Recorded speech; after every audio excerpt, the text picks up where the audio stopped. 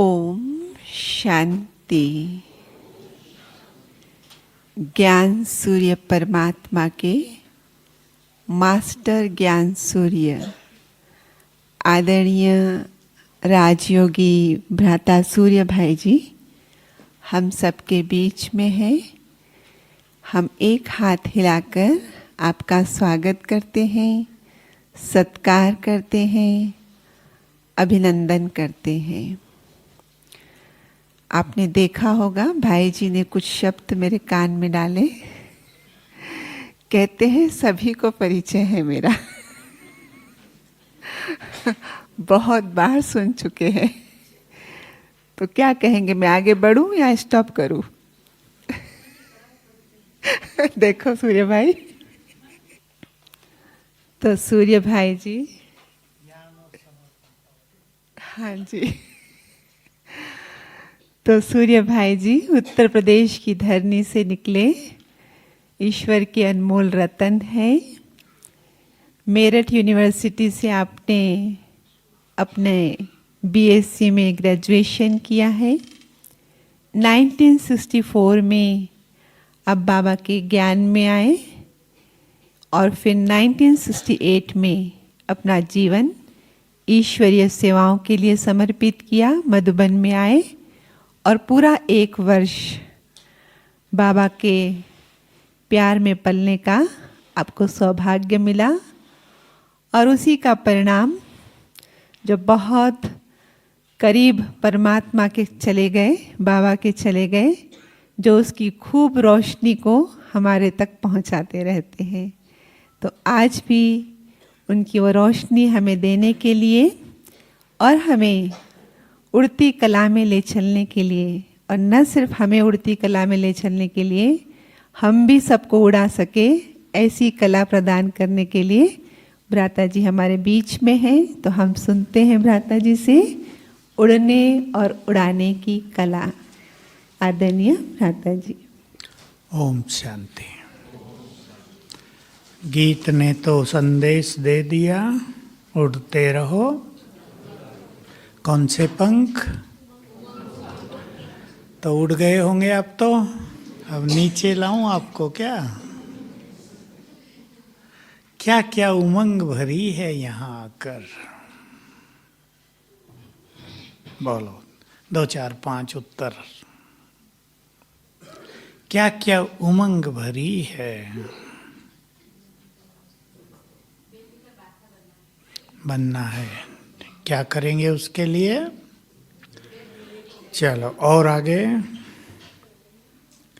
क्या उमंग भरी, क्योंकि ये उमंग यहीं न छूट जाएं। छूटती तो हैं, लेकिन हम ऐसा करें कि जो उमंग यहाँ भरें उसको लिखें अपने पास। एक दृष्टि डालते रहा करें बीच बीच में। बहुत जरूरी है जीवन को उमंगों में चलाना। कुछ करने का जज्बा, तभी तो उमंग रहेगी ना। ये करना है। आपके घरों में कई बच्चे होंगे जिनको उमंग रहती है, ये करना है, बाकी सब छूट जाता है।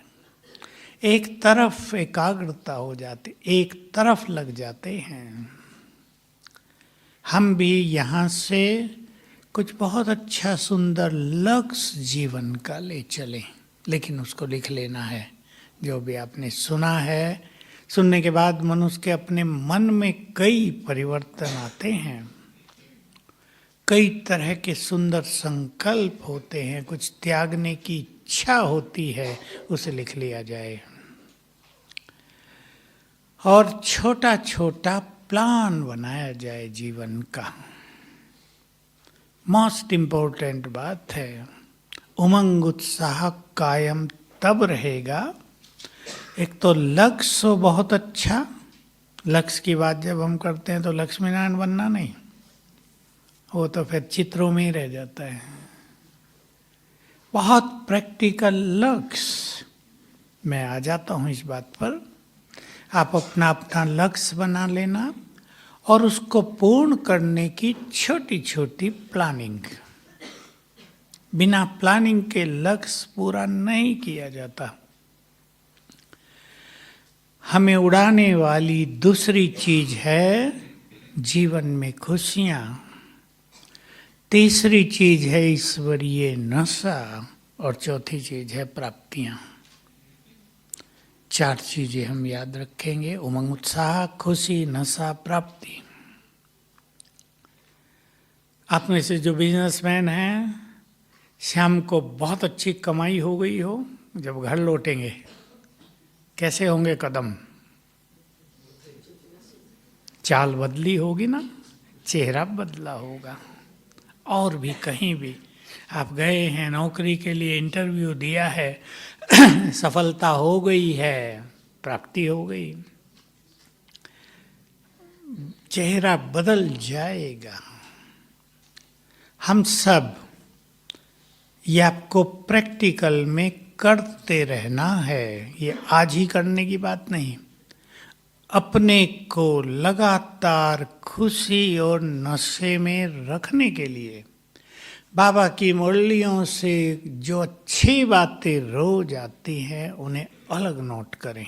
मुरली लिखना अलग बात, हर मुरली से एक बात, ज़्यादा नहीं मैं कहता हूँ, जो हमें खुशी देती है, जो हमें नशा चढ़ाती है। सभी अगर होमवर्क करते हैं तो पुरुषार्थ बहुत अच्छा होता है जीवन में। क्या क्या प्राप्तियां हैं बाबा से, उसकी भी स्वयं लिस्ट बनानी चाहिए। मुझे 69 में या 70 में जब अव्यक्त बाबा ने मनन के लिए कहा, मैं मनन नहीं करता था, छूट गया था सब पीछे, केवल योग योग। और एक संकल्प था कि योगी तो करना है निरंतर। बाबा कहते निरंतर मुझे याद करो। तो हम लोगों को बाबा से मिलने का बहुत मौका मिलता था। ये हॉल भी नहीं था, हिस्ट्री हॉल। तो बाबा ने मेरे से पूछा, जितना योग का चार्ट है उतना ही मनन का भी है? मैंने कहा नहीं। मैंने साफ बता दिया, बिल्कुल नहीं, 0 है। और साथ में बाबा को एक अच्छा उत्तर दे दिया, बाबा का ही। बाबा मुस्कुराने लगे। छोटे थे ना हम, हमें थोड़ा पता था भगवान को क्या उत्तर देना है। जो मन में आया वो कह दिया। आपने ही तो कहा निरंतर मुझे याद करो। तो बाबा ने, वो मेरी मुलाकात बहुत सुंदर थी जीवन की। अच्छा समय दिया बाबा ने। ये नहीं कि दृष्टि दे लो टोली और ये वरदान और जाओ। अच्छी मुलाकात बहुत बार हुई, कम से कम 15-16 बार। बहुत अच्छी खुली मुलाकात, जिसमें टाइम का बंधन नहीं, हम जो चाहे पूछ सकते थे। तो बाबा ने कहा, कोई स्टूडेंट अगर एक सब्जेक्ट में फुल मार्क्स ले आए और बाकी में बहुत कम हो तो क्या होगा रिजल्ट? मैं जानता था इस बात को। कहा फुल पास होना है तो चारों सब्जेक्ट में फुल। फिर 2-4 अच्छी बात कह के कहा, मनन किया करो। और ये कहा मनन किया करो, हो गया बस। देरी नहीं लगी, जैसे वो दबा हुआ था चीज और खुल गई। दादी जान की यहाँ बहुत रहती थी उन दिनों। तो कहा, माताओं की बात है ये, सिंधियों की ज़्यादा होती है, सिंधी बैठे हैं ना। तो कहा, हम लोग मैरिज हो गई जब बहुतों की, तो अपनी अलमारियां खोल खोल के बार बार देखते थे कितनी ज्वेलरी है, खुश होते रहते थे। तो आप सब भी अपनी अलमारी, बुद्धि की अलमारी खोल खोल कर देखा करो क्या क्या माल मिला है।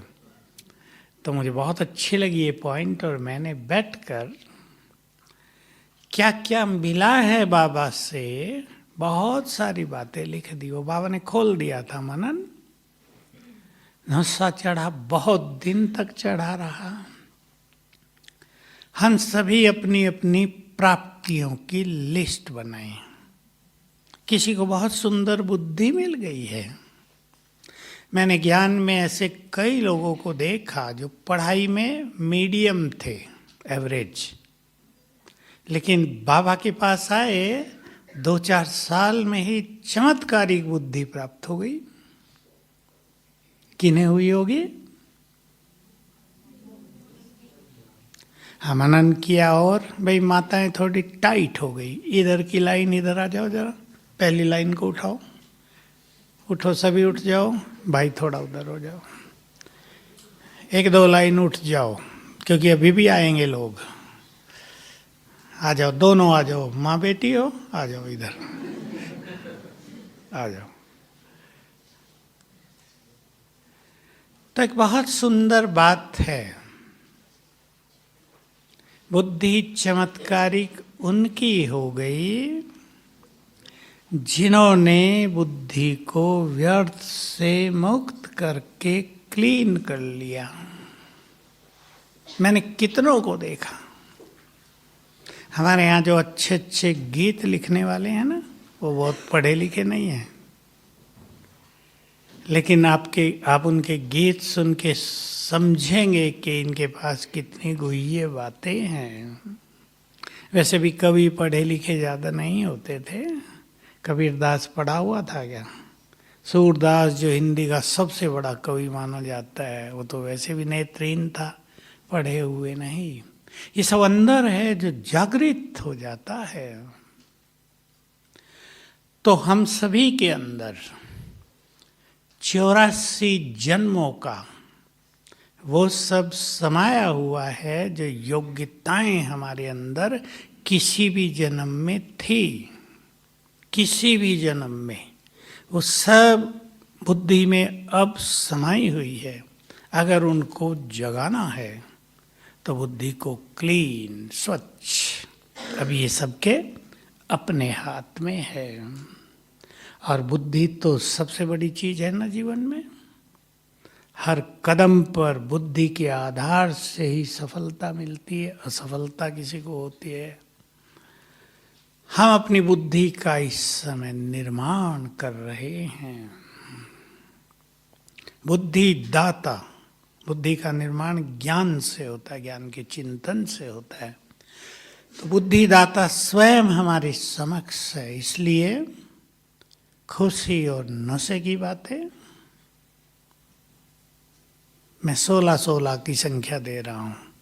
प्राप्तियां क्या क्या हुई? किसी को बुद्धि मिल गई, किसी को नया जीवन ही मिल गया, किसी को सुख शांति मिल गई, किसी के शरीर निरोग हो गए, किसी को सफलता का वरदान मिल गया। सब अपने को देखेंगे, मिला है सबको बहुत कुछ, उसका पता होगा तो बाबा से बहुत प्यार हो जाएगा। बाबा ने ये दिया। एक माता आई मेरे पास, शरीर भारी था, कहा मेरा सबसे बड़ा अनुभव है, मैं रोज 20 गोलियां खाती थी, बाबा की बनी, 6 मास में सब छूटी। खुशी हो गई, बहुत खुशी हो गई। किसी को खुशी दी, कईयों का तो ऐसे भी हुआ, थोड़ा थोड़ा धन सेवाओं में लगाया, धनवान बन गए। मैं आपको एक भाई की बात सुना दूं, गुजरात का। साधारण सा था बेचारा, दुकान थी एक, ज्ञान में आ गया। 7 दिन का कोर्स किया था, 8वां दिन था उसका। मीटिंग कर रही थी, बहनें बैठी थी और जो 5-7 भाई थे वो थे और बहनें। उसको भी कहा तुम भी बैठ जाओ, बैठ गया। उसको पता नहीं था क्या मीटिंग हो रही। तो बताया प्रदर्शनी लगा रहे हैं, कौन कौन क्या क्या सेवा करेंगे। अब उसको वो सब बातें सुन के जो वहाँ 15-20 मिनट हुई थी, इतना उमंग आया। जेब में जितना था ना, यहाँ मुट्ठी से निकाला और कहो लो, आज जो सेल हुई है वो सब मैं इस सुंदर कार्य में दे रहा हूँ। बस हो गया काम। मैं इसको ऐसे कहा करता हूँ, भगवान राजी हो गया देते ही। और आज वो बहुत साहूकार हैं, अभी भी जिंदा है और सेवाओं में मुख्य रूप से पाठ बजाने लगा। पूरा परिवार ज्ञान में है, कई बच्चे हैं सब ज्ञानी, कई तो कुमार हैं उनके। तो भगवान राजी कितनों पर हो गया है, सोच के देखें, पूछ लें अपने से, हम पर भगवान राजी है? सब पूछेंगे। बताने की बात नहीं है, ये सूक्ष्म बात है। भाई मेरे पे तो बहुत राजी हो गया था, ये मुझे बाद में पता चला कि तो भगवान राजी है, उसकी देन चल रही मेरे साथ। और एक ही चीज थी, देखो मैं आपको थोड़े में वो बात बता देता हूँ, है तो पर्सनल बातें, समर्पित हुए 69 में ही अप्रैल में किचन में सेवा आ गई। जानते कुछ नहीं थे, सीखने लगे। सिंधी भोजन बड़ा टेढ़ा बंका था, सिंधी भाषा ज़्यादा चलती थी, बहुत समय लगा सीखने में, लेकिन एक संकल्प था, संस्कार ही था, कार्यों को पूर्ण करना। आयु भी छोटी थी, ताकत भी होती है, उमंग बहुत थी। इस बात से भगवान राजी हुआ। ये मुझे बाद में पता चला कि जो उसके कार्यों में सच्चे दिल से लग जाते हैं, उस पर भी भोलानाथ राजी हो जाता है। और वो तो समय ऐसा था, यज्ञ में इकोनॉमी का समय था, वो यज्ञ कोई भरपूर नहीं था। हमारी बहन जी भी तब से आती है, छोटी सी थी, इनका जन्मदिन यही मनाया जाता था ना हर साल। तो भगवान को राजी कर लेंगे तो क्या होगा, बताओ। हम भविष्य की बात नहीं कर रहे, स्वर्ग की, हम वर्तमान की करेंगे। पुरुषार्थ में उसकी मदद बहुत मिलने लगेगी, और उसकी मदद के बिना, मेरा अनुभव है जीवन भर का, उसकी मदद के बिना कोई योगी भी बन नहीं सकता। उसकी मदद होती है, कठिन काम सरल हो जाते हैं, उसकी नजर रहने लगती है हम पर, उसकी शीतल छाया में आ जाते हैं हम। बाबा की मुझे एक बात बहुत आकर्षित करती आई थी और दिनों दिन ज्यादा गहरी लगती जाती है। आजकल भी बाबा कहते रहते, कल की मुरली में भी थी, तुम बाप को जानते नहीं हो। अभी जानना 6 बातों में भी है, नाम रूप देश काल। वो जानना नहीं है, वो परिचय है। बाबा ने कहा था कभी मुरली में, हम 4-5 भाई मिलके दादी के पास गए थे। दादी इसका मतलब क्या है, मुझे याद रहता है। तभी यज्ञ में साधन ज़्यादा नहीं थे, तो दादी को उनके रूम में ही मिला करते थे, हिस्ट्री हॉल के पीछे रूम। बाबा की मुरली में आया, जब तुम बाप को संपूर्ण रूप से जान जाओगे तो तुम संपूर्ण बन जाओगे। अब हम सब तो खुशी में रहते हैं, हमने जान लिया है, लेकिन जानने के पीछे ये राज है कि हम निश्चिंत बेफिक्र बादशाह बन जाएंगे ना। कौन साथ दे रहा है, किसने हमारा हाथ पकड़ा है, कौन हमें गाइड कर रहा है, कौन राह दिखा रहा है। कोई साधारण नहीं आजकल बाबा यूज कर रहे, हस्ती। शिव बाबा तो सबसे बड़ी हस्ती है ही, ब्रह्मा बाबा भी। तो प्राप्तियों की लिस्ट बनाना, बहुत कुछ मिला है, सबको मिला है या नहीं, बहुत कुछ मिला है। कुछ चीजें ऐसी मिल गई हैं बाबा से सूक्ष्म रूप से ही कि जिनकी अवेयरनेस, जिनकी स्मृति कम रहती है मनुष्य को, पर मिल गई हैं बहुत चीजें। तो हम सभी, अब आपकी भट्टी की ये आखिरी क्लास है, प्लानिंग कर लें। अब ये उमंग जो यहाँ है वो चलता रहे। चलाना चाहते हैं या नहीं, या जब बैटरी डिस्चार्ज हो जाएगी फिर आ जाएंगे? डिस्चार्ज होने ही नहीं देंगे, आएंगे भले, डिस्चार्ज करके नहीं आएंगे। तो हम सभी सिंपल प्लान बनाएं। देखो मैं एक सहज प्लानिंग की बात आपके सामने रख रहा हूं, जो मैंने बहुत किया अपने जीवन में। एक तो लक्ष्य बना लें, और मैं आजकल सभी को एक सुंदर लक्ष्य देता हूं। भविष्य के लक्ष्य की बात नहीं, वो तो वर्तमान से जुड़ा हुआ है ही। हम इस महाविनाश के काल में क्या पार्ट बजाना चाहेंगे, सब चिंतन करें। बहुत अच्छा। अब कोरोना काल आया, जब आया था तब तो भय पैदा हो गया था ना चारों ओर।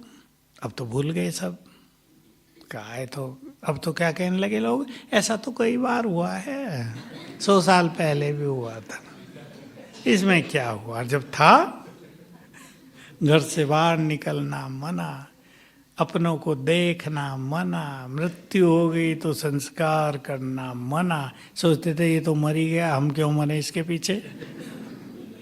क्या क्या हो गया था देखो। तो इससे बड़ा बड़ा रूप आएगा, बीमारियों का ही नहीं और बहुत। तो मैं क्या पार्ट बजाना चाहती हूँ, थोड़ा निश्चित करें अपने मन में। अपने को ही संभालना चाहेंगे या औरों के भी काम आना चाहेंगे, बताओ। मनुष्य का जीवन सफल इसी में होता है कि वो बहुतों के काम आ जाए। बहुत खेल बिगड़ता जाएगा दिनों दिन, लेकिन इधर बाबा की जय जयकार की ओर भी हम तेजी से बढ़ते जाएंगे। मैं आपको बाबा के 2 महावाक्य बता दूं, साकार मुरली से ही हैं। ये बातें ऐसी हैं जो सभी लोग कैच नहीं कर पाते मुरलियों से। बाबा ने कहा बच्चे, जैसे अभी मुरली में बाबा ने कहा उस दिन 31 को, एक दिन आएगा सारी मिनिस्ट्री भी, बोलो भाई बताओ,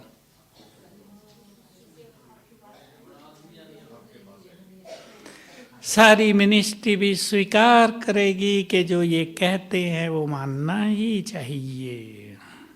अब ये बात भूल जाएगी ना बहुत जल्दी सबको। तो बाबा ने 2 बात कही, एक ही मुरली में कही थी कि पहले इस धरती पर, जब बाबा ये कहते हैं ना भारत महान तीर्थ बनेगा, आबू महान तीर्थ बनेगा, इस धरती पर स्पिरिचुअल रिवॉल्यूशन हो जाएगा। ये इंग्लिश शब्द है इसलिए बहुतों को ख्याल में नहीं आया। स्पिरिचुअल रिवॉल्यूशन माना रूहानी क्रांति, बाबा के शब्दों में रूहानी, आध्यात्मिक माना रूहानी, रूहानी क्रांति हो जाएगी यहाँ। जैसे इलेक्शन की क्रांति होती है ना, सबके मन पर मुख पर यही, ये जीतेगा, ये हारेगा, इसको वोट देनी, जहां देखो यही चर्चा मिलेंगे ना। स्पिरिचुअल रिवॉल्यूशन हो जाएगा। हर व्यक्ति ये चर्चा करेगा, मैं कौन हूं, कहां से आए थे, भगवान आया धरा पर, हमने पहचाना नहीं, अब भी ले लो उससे जो लेना है। ये चर्चाएं हो जाएंगी। और इसके बाद एकदम एंड में, ये बहुत बड़ा रहस्य है इस सृष्टि चक्र का, एंड में, अंत में प्योरिटी का रिवॉल्यूशन हो जाएगा, प्योरिटी की क्रांति आ जाएगी। हर व्यक्ति पवित्र बनने का इच्छुक हो जाएगा, इच्छा जागृत हो जाएगी, क्योंकि घर चलने का समय आ जाएगा। तो आत्मा पवित्र बन के ही जाएगी। तो सबके मन में ये पावरफुल इच्छा होगी कि अब पवित्र बनना है, विकारों से वैराग्य, तब समाप्ति होगी। तो हम सभी क्या पार्ट बजाएंगे, देखने वाले, सुनने वाले, अपने लिए करने वाले, अपने परिवार के लिए तो सभी करते हैं, अपनों के लिए भी सभी करते हैं, पर सभी हमारे हैं। ये फीलिंग, हम पूर्वज हैं, ये फीलिंग अभी से बढ़ाते चलेंगे। तो मुझे क्या करना है, मैं एक विजन आपको दे रहा हूं, चित्र, एक लक्ष्य, चित्र बनाया करें अपने मन में।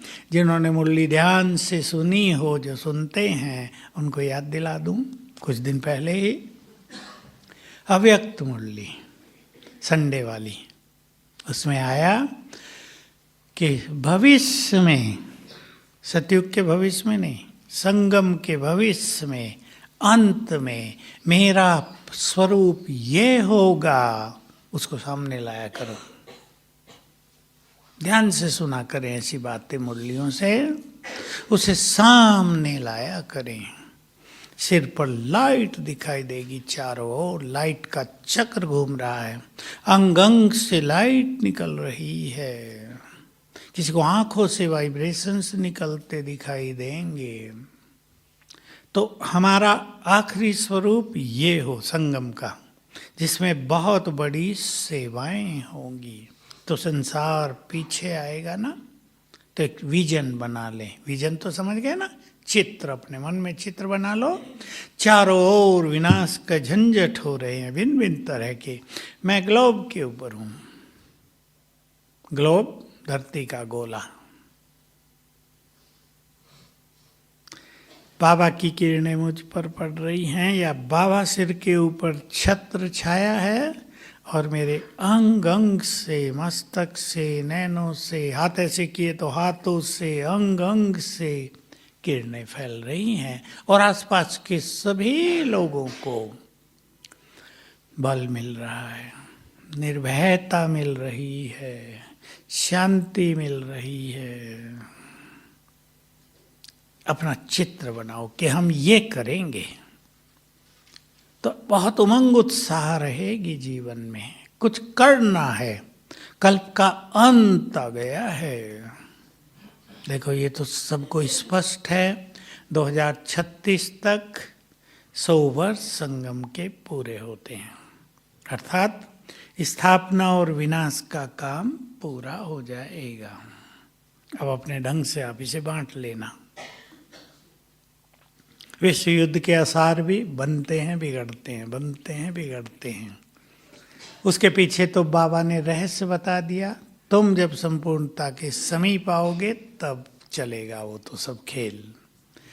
हमें संपूर्णता के समीप लाने के लिए प्रभु प्लानिंग क्या है? ड्रामा में। नहीं तो सब अलबेले हो गए हैं ना। वैराग कैसे दिलाएगा बाबा? दिलाएगा वो, ऐसे नहीं आ रहा है ब्राह्मणों को। ब्राह्मण मस्त हो गए हैं। बोलो कैसे दिलाएगा? हाँ देखो, जैसे कोरोना आया तो कईयों को वैराग हुआ ना।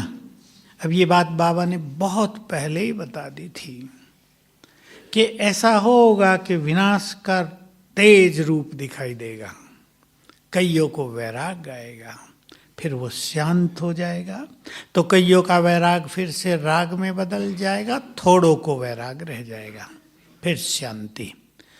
कई आत्माएं तेज पुरुषार्थ करेंगी, फिर झटका लगेगा दूसरा, फिर औरों को वैराग आएगा, फिर किसी का वैराग खत्म हो जाएगा, कुछ का पुरुषार्थ बहुत तेज हो जाएगा। दोनों चीजें चलती रहेंगी। और जब हमारा पुरुषार्थ तेज होगा तो क्या होगा? देव कुल की सभी आत्माएं खींच खींच कर बाबा के पास आने लगेंगी।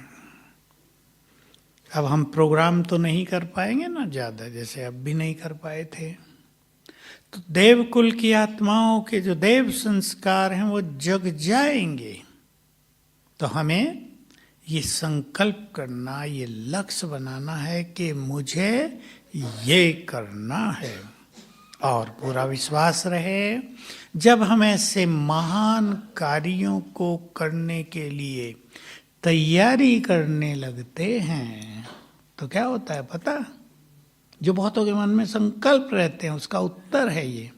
आपके परिवार, आपका काम धंधा, जो कुछ भी आपसे जुड़ा हुआ वो सब ठीक चलता रहेगा। इस राज को सभी समझ लें। सबसे बड़ी पावर मनुष्य के वाइब्रेशंस में होती है। अगर आपके वाइब्रेशंस बहुत सुंदर हैं, आपके मन में एक भावना बैठ गई है कि कल्प का अंत आ गया है, अब अगले 5, 7, 8 साल मुझे संसार को देने में बिताने हैं, तो आपकी देने की भावना आपको स्थूल रूप से भरपूर रखेगी। और जिसकी लेने की भावना होती है धन कमा के रख लें, जैसे कोरोना में दिक्कत हुई, आगे दिक्कतें आएंगी, धन काम आ जाएगा। बात तो ठीक है, हर मनुष्य सोचता है धन कमा के रख लें, लेकिन ऐसा भी समय आ जाएगा, आया भी है, जब धन काम नहीं आएगा। मैं तो गुजरात की, अहमदाबाद, सूरत की कई कहानियां सुनता था, जयपुर की तो नहीं सुनते थे, वहाँ भी ज़्यादा हुआ। तो अच्छे अच्छे लोग, धनवान, क्योंकि इधर विदेशी बहुत है ना, विदेश में। गुजरात में तो बहुत सारे गांव ऐसे जहाँ गांव खाली पड़े हैं, जैसे इधर राजस्थान में हमारे आसपास गांव खाली पड़े हैं, मार्बल के सुंदर सुंदर मकान हैं, खाली पड़े हैं। हम प्रदर्शनी करने जाया करते थे बहुत पहले, पूछते थे सब लोग कहाँ रहते हैं, ये सब बड़े बड़े बिजनेसमैन बॉम्बे में रहते हैं, कारोबार वहाँ है, एक मकान यहाँ रखा हुआ है। तो कई विदेशी अपना धन कमा वहाँ के आ गए, गुजरात में अपने अच्छे कारोबार शुरू कर दिए। एक की कहानी बहुत आती थी, हालांकि वो ज्ञान में थे, युगल, और बहुत अच्छे थे और यज्ञ सेवा में भी बहुत मददगार थे, लेकिन कोरोना काल में दोनों की मृत्यु हो गई, अब उनको कोई और है ही नहीं। ऐसे बहुतों के साथ हुआ, न धन काम आया, न जन काम आए, अपने पुण्य कर्म, अपनी श्रेष्ठ मनोस्थिति। अब मृत्यु पर तो किसी का अधिकार नहीं है। कोई सोचे हम बाबा के बन गए, हम मर क्यों गए। बच्चे सोचे ये बाबा के थे, कितनी मदद की थी, उठा लिया बाबा ने इनको।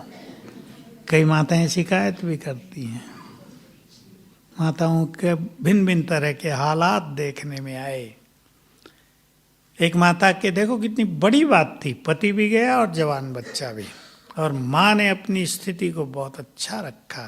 ज्ञान सरोवर भट्टी में आई पीछे, मैंने कहा कैसा रहा, कहा बस मुझे एक ही संकल्प पावरफुल बनाए रखा कि इन आत्माओं का मेरे से इतना ही पाठ था, पाठ पूरा हुआ, कर्मों का हिसाब किताब पूरा हुआ, बाबा उन्हें जहाँ भी ले जाए।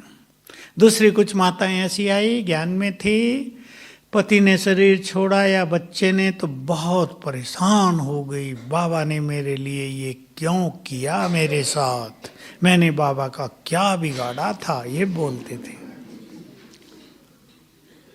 अभी गुस्सा भी तो अपने बाप पे उतारेंगे ना, और किस पे उतारेंगे, उस पे अधिकार भी है कुछ भी कहने का।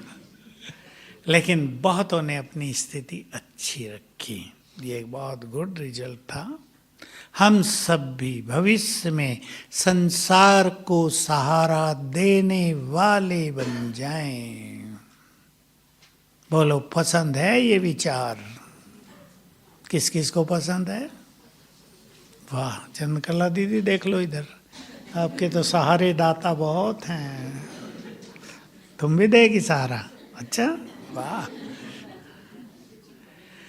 हम संसार को सहारा देने वाले बन जाएं, क्योंकि ये समय आ जाएगा जब दिखाई देगा सबको, सभी धर्म वालों को दिखाई देगा कोई किसी को मदद नहीं कर पा रहा है,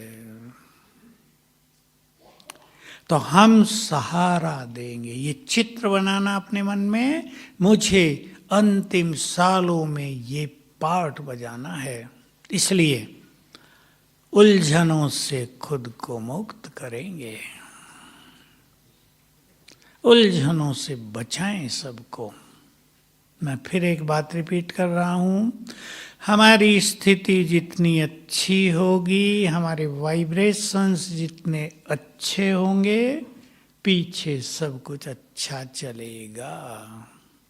और हम स्थिति को छोड़ के सब कुछ संभालने में लग जाएंगे तो दिखाई देगा कुछ नहीं संभाल सकते। तो उलझनों से स्वयं को बचाएंगे।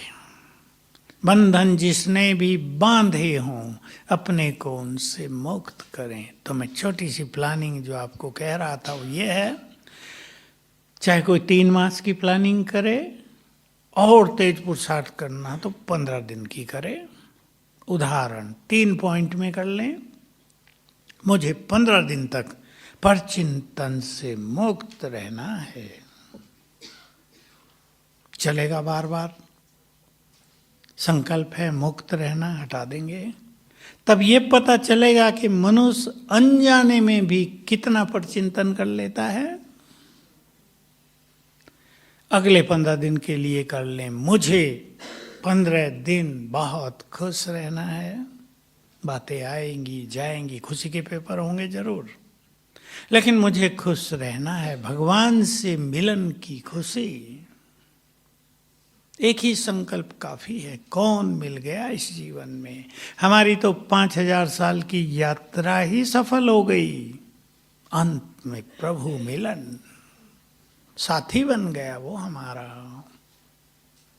ये चिंतन लिख के रखना है सभी को। अगले 15 दिन के लिए कर लें, मुझे क्रोध से मुक्त रहना है। थोड़ा चिंतन कर लिया करें, कहाँ कहाँ क्रोध आता है, शांत करना है अपने को।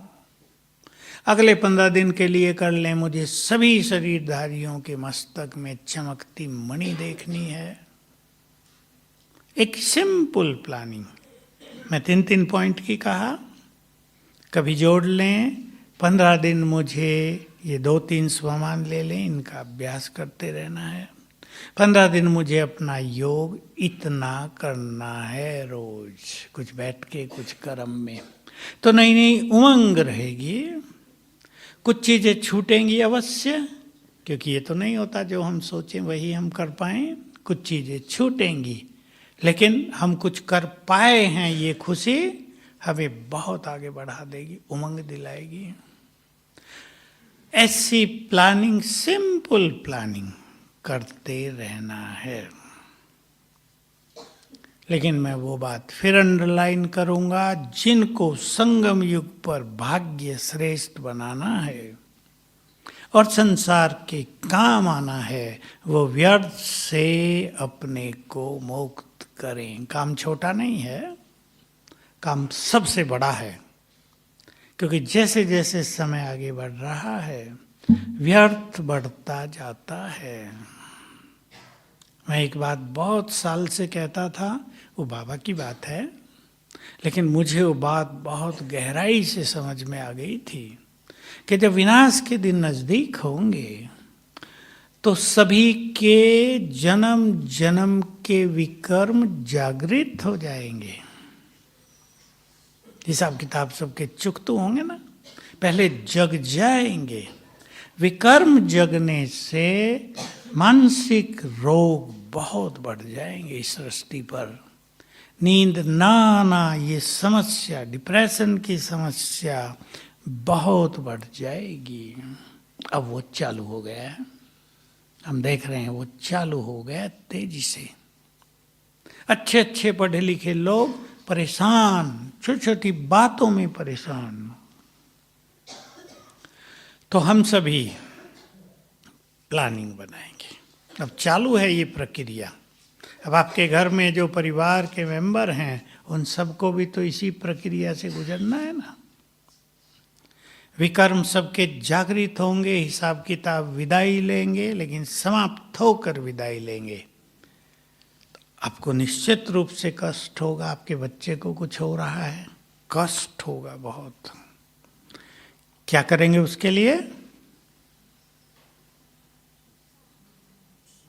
वही करना है बस, बाकी कोई चीज मदद नहीं कर पाएगी।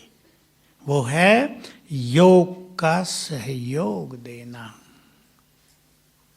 इसलिए हम दूसरों के काम आ जाएं तो हमें अपने योग को बढ़ाना ही है। बिना योग के कुछ करना संभव नहीं होगा। मुझे बहुत दिन से आभास था एक चीज का कि प्रकृति इतना संहार करेगी विनाश काल में कि कई बार ऐसा लगेगा प्रकृति सब कुछ नष्ट कर डालेगी, कुछ नहीं बचेगा इस संसार में।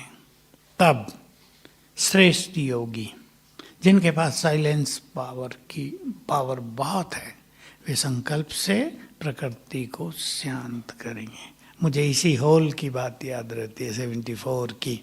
यह हॉल अभी दीवारें खड़ी थी, ऊपर टीन सीट की वो डाली हुई थी, कैंची बोलते हैं ना उसको। तो अभी दीवारों पे केवल सीमेंट हुआ था, नीचे सीमेंट भी नहीं हुआ था। बाबा को यहाँ बुलाया, बरसात के दिन थे, काफ़ी भाई बहनें आए थे। उससे पहले 73 तक यहाँ अकाल पड़ा था बहुत ज़्यादा। ये जो नक्की लेक है ना, पूरी सूख गई थी। हम लोग नक्की से गुजर के म्यूजियम जाया करते थे शाम को समझाने के लिए, इतनी सूख गई थी। तो बारिश होने लगी, इसमें थोड़ा बिजली का इंतजाम किया, बाबा के लिए कुर्सी रख दी गई और माइक, और हम सब जो बैठे थे दरी बिछी थी, तो नीचे तो रोड थी ना, वो चुभ भी रही थी। एक्यूप्रेशर जिसे आजकल कहते हैं ना, मुफ्त में हो रहा था। तो तेज तूफान चलने लगा, बिजली कड़कने लगी। मुझे बाबा के वो शब्द याद रहते हैं, प्रकृति पति की भी परीक्षा ले रही है आज।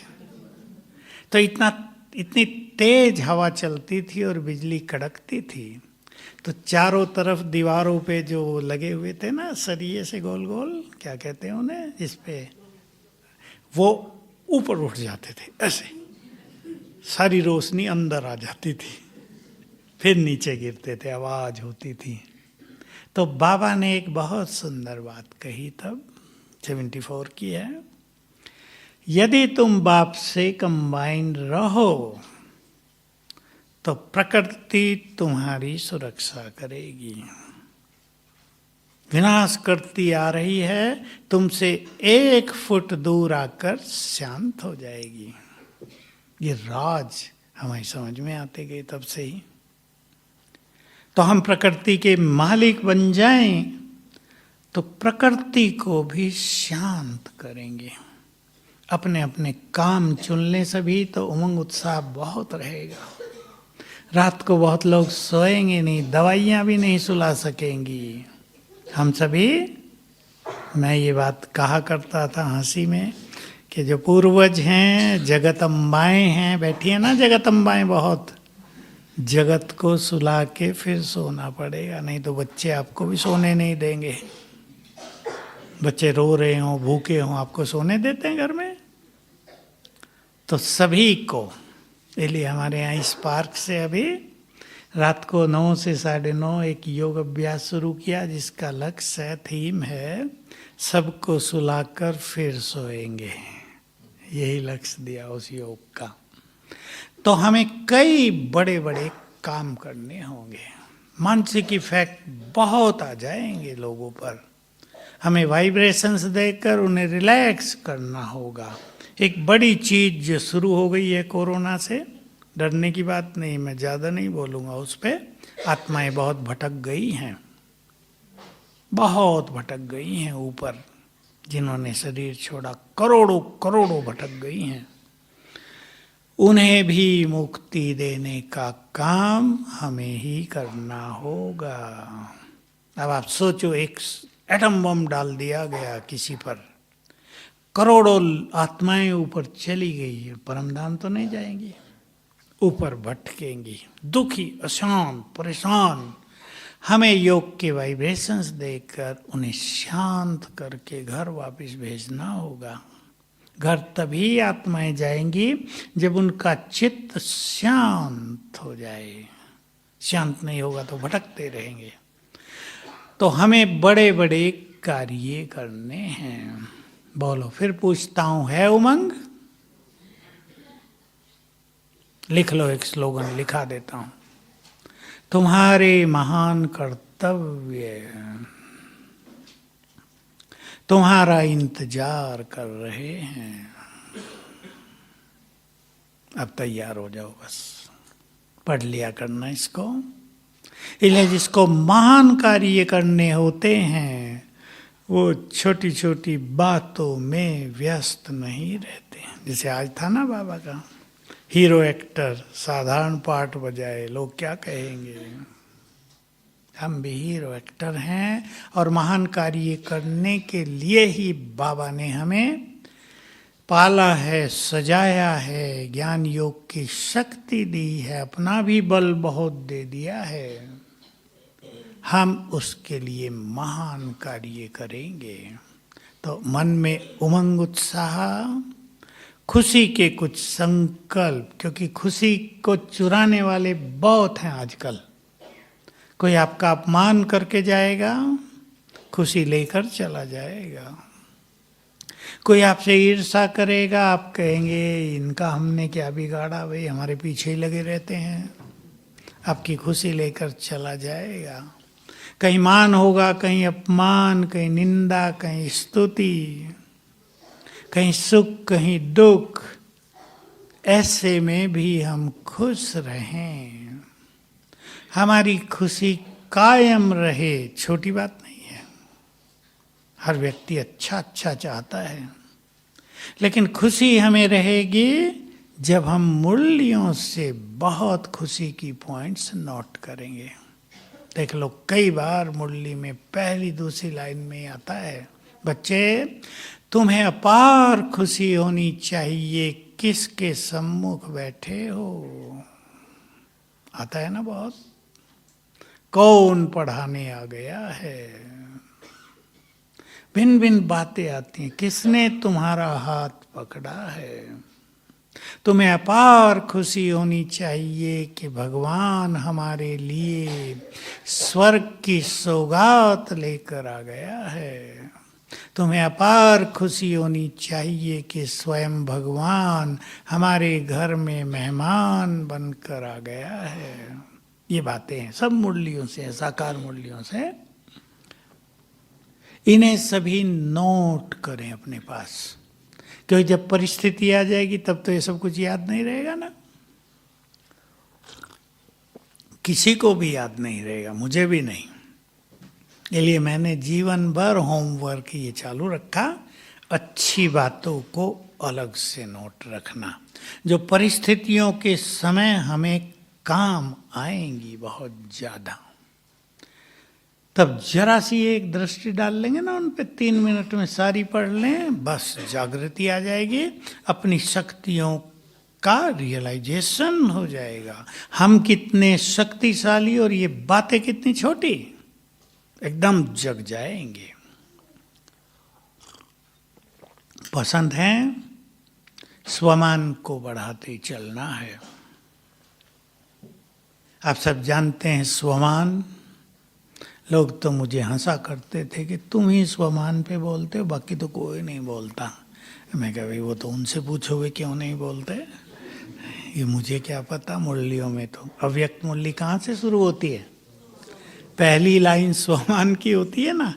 इस बार भी था, बाबा अपने बेफिक्र बच्चों को देख रहे, बादशाहों को देख रहे हैं, तो पहला ही स्वमान होता है अव्यक्त मुरलियों में हमेशा। और सबसे बड़ा स्वमान कौन सा दिया, मास्टर सर्वशक्तिवान। मैं आपको याद दिला दूं, वो आपको रोज करना है। कईयों ने शुरू किया होगा, जिन्होंने नहीं किया वो करेंगे। सवेरे उठकर बाबा के टाइटल्स जो बाबा ने हमें दिए हैं, अपने श्रेष्ठ भाग्य को और प्राप्तियों को याद किया करो। सवेरे का समय अगर हम सुंदर बिताना सीख लें, बहुत सुंदर बीतने लगे हमारा सवेरे का समय। 1 घंटा, पौना घंटा ही, ऐसा लगे आत्मा चार्ज हो गई है, खुशी नशे में भरपूर हो गए हैं, तो इसका जीवन पर बहुत गहरा असर पड़ेगा। इसलिए उठते ही केवल ये नहीं बाबा को याद करना है, क्या क्या कहा है बाबा ने मुझे। एक 3 मिनट भी इस पर अगर बुद्धि चल गई तो एक सुंदर चिंतन का प्रवाह हमें चार्ज कर देगा सवेरे सवेरे, और इसका इफेक्ट बहुत अच्छा होगा। बाबा से नई नई बातें हमें आने लगेंगी, बहुत सुखद फीलिंग होने लगेगी। टाइटल दिया है तो मास्टर सर्वशक्तिवान हो, सबसे बड़ा टाइटल। तो स्वमान की बात पे विशेष ध्यान देंगे। स्वमान का अच्छा अनुभव तब होगा जो स्वमान बाबा ने हमें दिए हैं उसे हम स्वीकार कर लें। ये मैं हूं, वो रटने की बात नहीं है, ये मैं हूं। मैं महान आत्मा हूं, मैं महान हूं, तो जीवन उसका स्वरूप बनता जाएगा। जो संकल्प हम बार बार करेंगे वो जीवन वैसा ही बनता जाएगा। मैं ईश देवी हूं, बिल्कुल बन जाएंगे ईश देवियां। मैं पूर्वज हूं, हमारे वाइब्रेशंस दूसरों को जाने लगेंगे। और सबसे बड़ा स्वमान कौन सा हमारा, जिसके बाद कोई नहीं है? बताओ, बोलो बोलो बोलो और बोलो, मैं एक चुन लूंगा उसमें से। ये तो पहले पहले है ना। मैं बाप समान हूं। स्वीकार करें, स्वीकार कर लेंगे। स्वीकार करने से बहुत फायदे होंगे। फिर उसको स्मृति में रखें, फिर उसको नशे में लाएं। मैं ये हूं, बस जीवन उसका स्वरूप बनता जाएगा। एक बात बाबा की जो मैं हमेशा याद दिलाता हूं, और उसके आधार पे हमने बहुत सारे प्रयोग कराए लोगों से, सफल प्रयोग हैं वो। आप सुनते ही होंगे मास्टर सर्व शक्तिवान की बात। जो ज्ञान में नहीं है उन्होंने भी कर लिए, उनको फायदा हो गया। मुझे भी आश्चर्य लगता था कि बाबा की जादूगिरी है या इन लोगों की भावना है, क्या है ये। बहुत वंडरफुल बात हुई। एक का अनुभव सुना, अमेरिका से फोन आया, मैं कहीं बाहर था, माता जी बोल रही है, मेरे को 5 साल से शरीर में बहुत पेन रहता है, बहुत इलाज कर लिए, कुछ फायदा नहीं हो रहा है। अब मेरे छोटे बच्चे को भी वही होने लगा है। अब मुझे सबसे बड़ा अनुभव है, कोई पूछते हैं तो उत्तर ऊपर से आता है। मैं थोड़ा ही सोच के बैठा था कोई वो ये पूछेगी। तो मैंने उसे कहा तुम पानी लो गिलास में और 7 बार संकल्प करना, मैं मास्टर सर्व शक्तिवान हूं से बता दिया थोड़ा सा ये क्या है, और पी लो 2-4 बार आज। अगले दिन उसी टाइम फिर उसका फोन आ गया, मैं तो ठीक हो गई। कल एक का फोन, हमारे घर में एक डॉगी है, कुत्तों से बहुत प्यार करने लगे ना भारत वाले भी आजकल, विदेश वाले तो बहुत करते थे। मैं विदेश में गया तो मैं पूछता था आप लोग कुत्तों से क्यों प्यार करते हैं? सब ने घर में कुत्ते, किसी के में बिल्ली। कहा ये जो कुत्ते और बिल्ली है ना, ये हमारे प्यार को समझते हैं, मनुष्य नहीं समझते। वहाँ तो डिवोर्स बहुत होते हैं ना, तो बेचारे कुत्ते या बिल्ली के साथ जीवन गुजारते रहते हैं।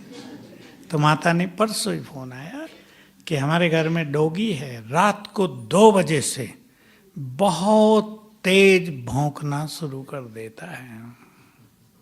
भाई इसलिए भूखे ना हो कुत्ते ये वो, लेकिन नहीं, भरपूर सब कुछ। कहा किसी को सोने ही नहीं देता, जैसे उसे कुछ दिख रहा हो दौड़ भाग करता है घर में। अब आप समझ सकते हैं क्या होता है ये। उसको सोल दिखती है वहाँ। अब उनको बेचारों को पता नहीं है, वो कुछ कुछ कर रहे हैं उसके लिए। डॉक्टरों को भी दिखा रहे हैं जो जानवरों के होते हैं, इसको कुछ हो गया क्या।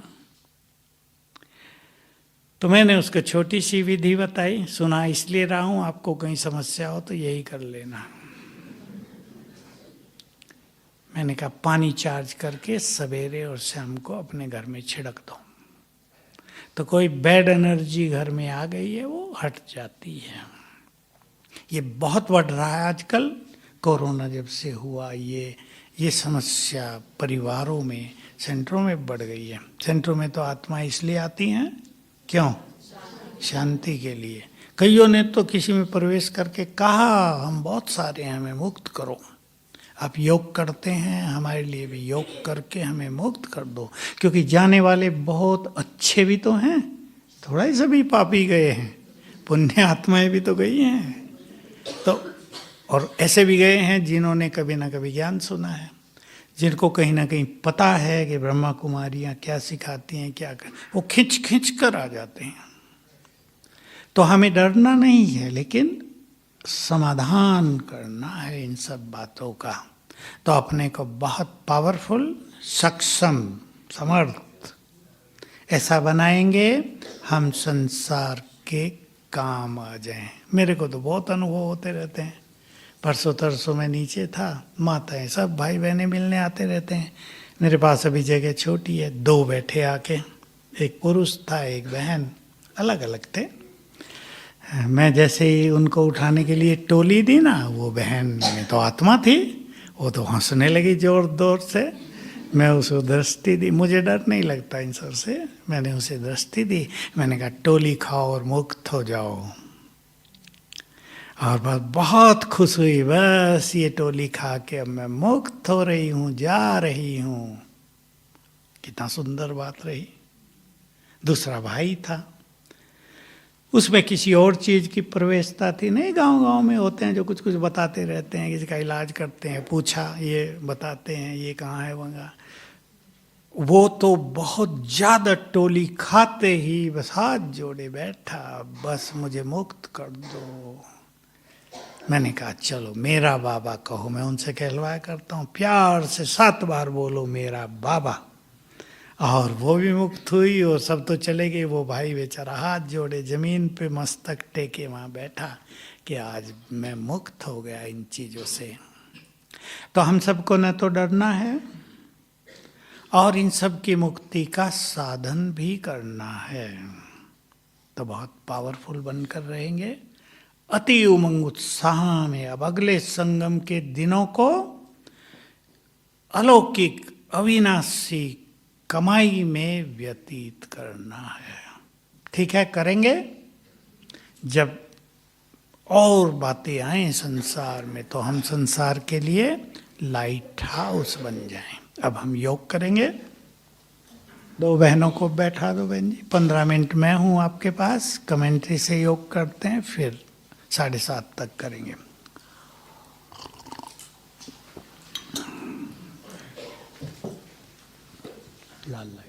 लाल लाइट।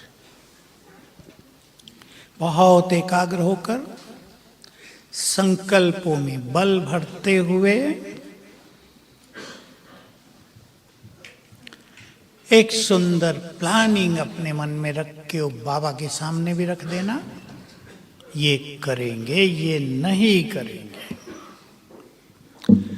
स्वराज्य अधिकारी बनकर अपने अपने सिंहासन पर बैठेंगे।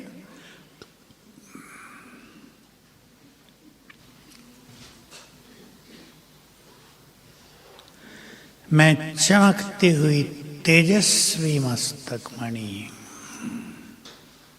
अपने स्वरूप को देखें क्लियर।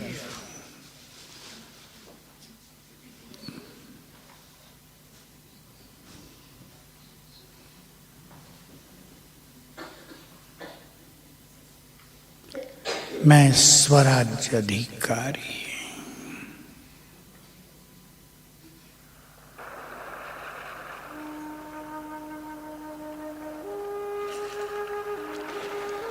मैं परम पवित्र।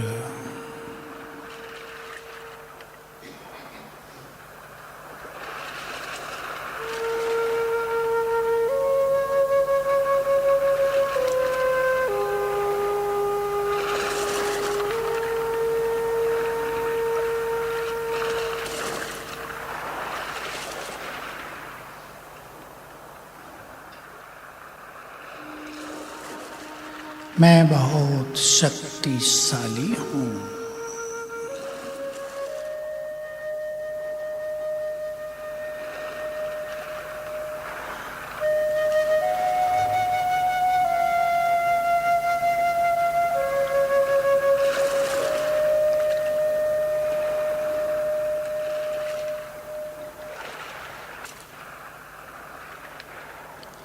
मेरे चारों ओर शक्तियों का आभा मंडल है।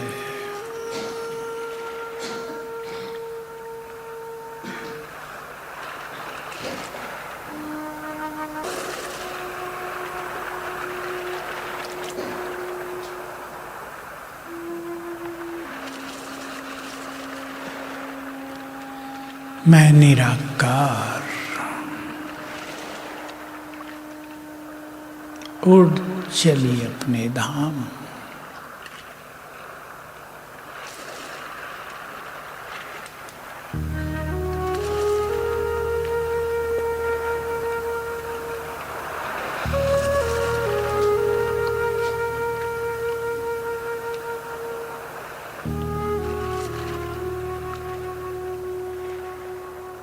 परम धाम में हूँ। चारों ओर लाल सुनहरा प्रकाश, गहन शांति।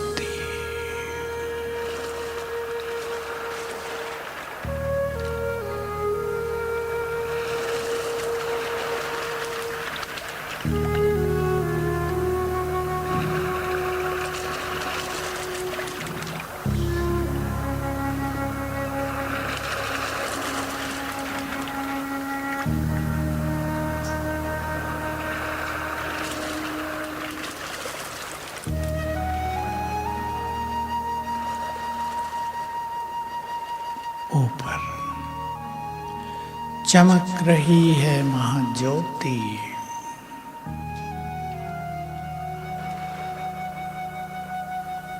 ज्ञान सूर्य।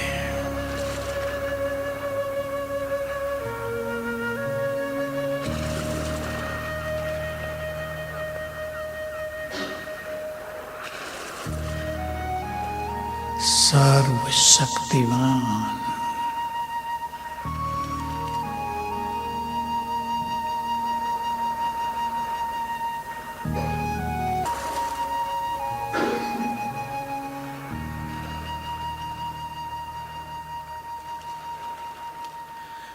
उनकी दिव्य आभा दूर दूर तक फैली है।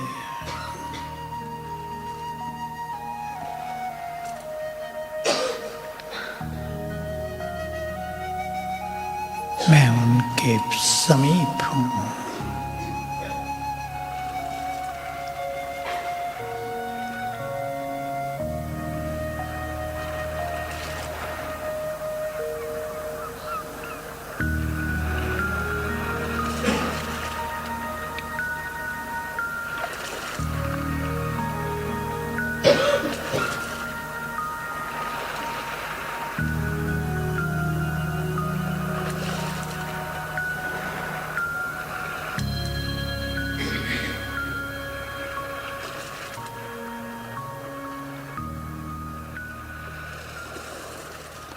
उनकी शक्तियां मुझ में समा रही हैं।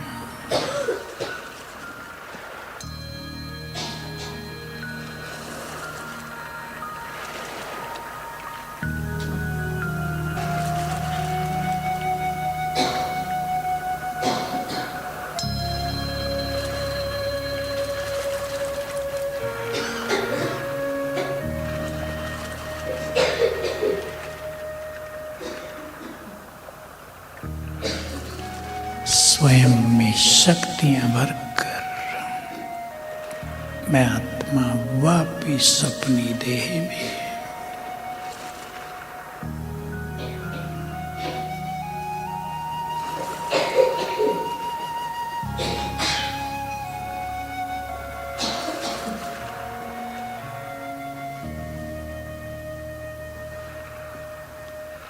मैं ग्लोब के ऊपर विराजमान।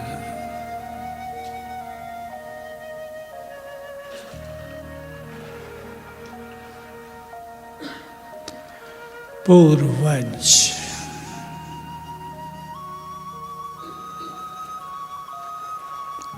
सभी की पालना करने वाला,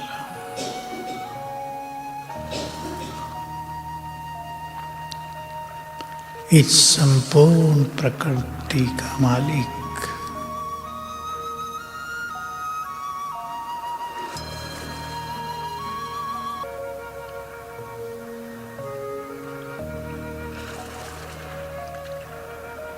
लाइट हाउस माइट हाउस,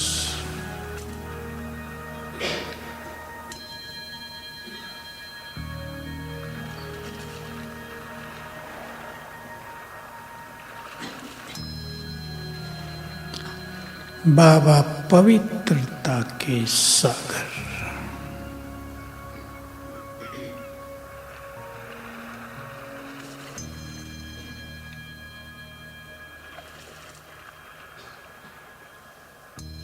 उनसे निकली हुई पवित्र किरणें गोल्डन किरणें मुझ पर पड़ रही हैं,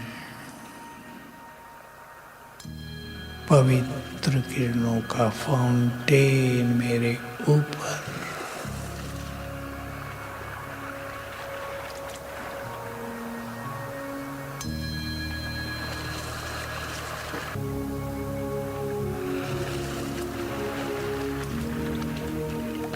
मैं प्रकृति का मालिक,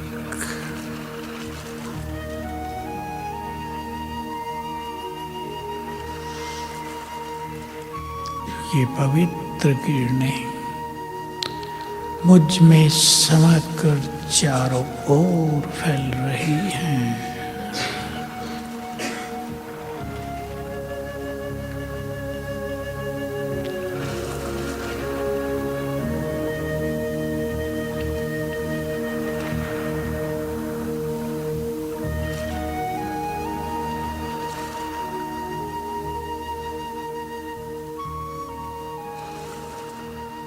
इन पवित्र गोल्डन किरणों से पूरा आकाश मंडल भर गया है।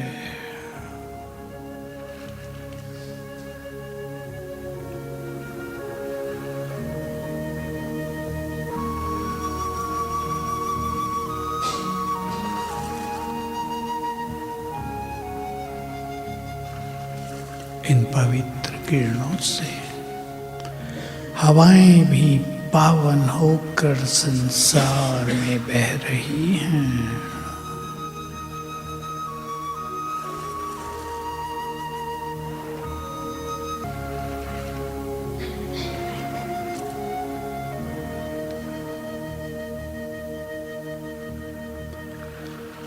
ये पवित्र किरणें धारा में समा रही हैं।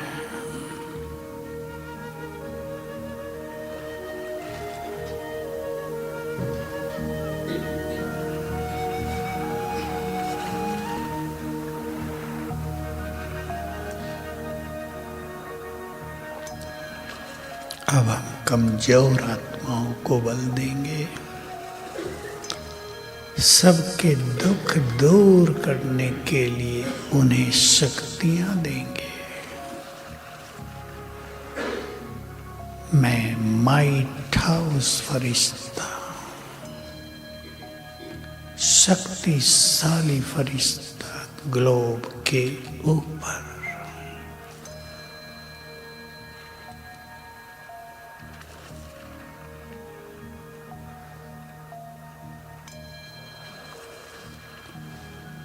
सर्वशक्तिवान सिर के ऊपर छत्र छाया।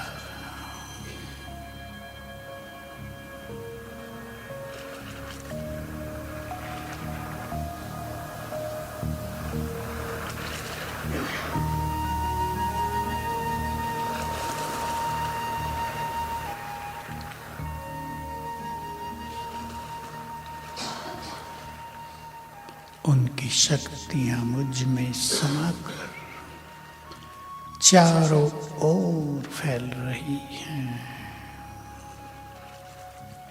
अब इसी अभ्यास और अनुभव में बैठेंगे।